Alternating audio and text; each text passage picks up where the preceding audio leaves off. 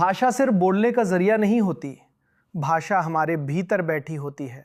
हम जिस भाषा में सोचते हैं उसी भाषा में हमारा आत्मविश्वास आकार लेता है।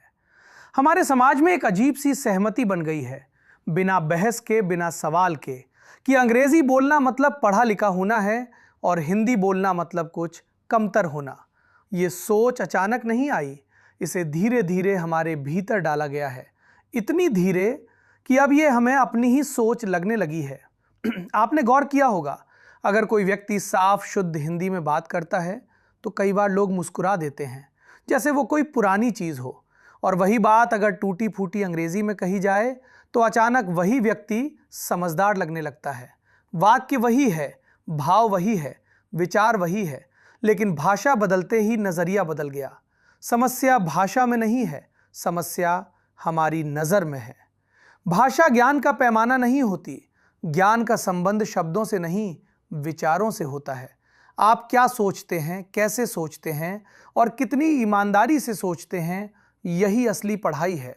इतिहास उठाकर देखिए, इस देश में दर्शन लिखा गया, गणित समझा गया, विज्ञान आगे बढ़ा, राजनीति और समाज की व्याख्या हुई, सब अपनी भाषाओं में।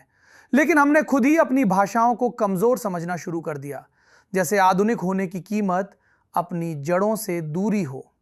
जब कोई बच्चा पहली बार स्कूल जाता है तो उसे बहुत कुछ सिखाया जाता है, लेकिन सबसे पहली बात जो उसके मन में बैठती है वो ये होती है कि अंग्रेज़ी ज़रूरी है।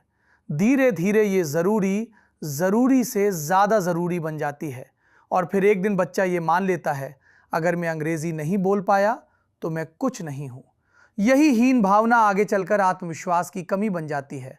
बच्चा अपने विचारों से डरने लगता है, अपने ही सवालों से झिझकने लगता है। ये बात साफ होनी चाहिए, समस्या अंग्रेज़ी सीखने में नहीं है। अंग्रेज़ी सीखिए, ज़रूर सीखिए। अंग्रेज़ी एक भाषा है, एक ज़रूरी भाषा है, लेकिन अंग्रेज़ी आपकी पहचान नहीं है। आपकी पहचान आपकी सोच है। आप जिस भाषा में सोचते हैं उसी भाषा में आप सबसे साफ होते हैं। वहाँ शब्द आपको ढूंढने नहीं पड़ते, विचार अपने आप बहते हैं। लेकिन जब आप हर समय खुद को किसी दूसरी भाषा में साबित करने लगते हैं तो आपकी ऊर्जा सोच में नहीं, दिखाने में खर्च होने लगती है।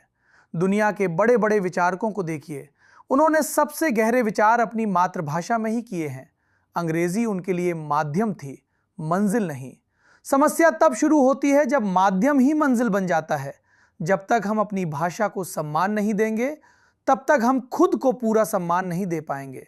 आप कितनी भी भाषाएं सीख लें, अगर आपको अपनी भाषा बोलते हुए संकोच है तो समझ लीजिए समस्या भाषा की नहीं, आत्मसम्मान की है।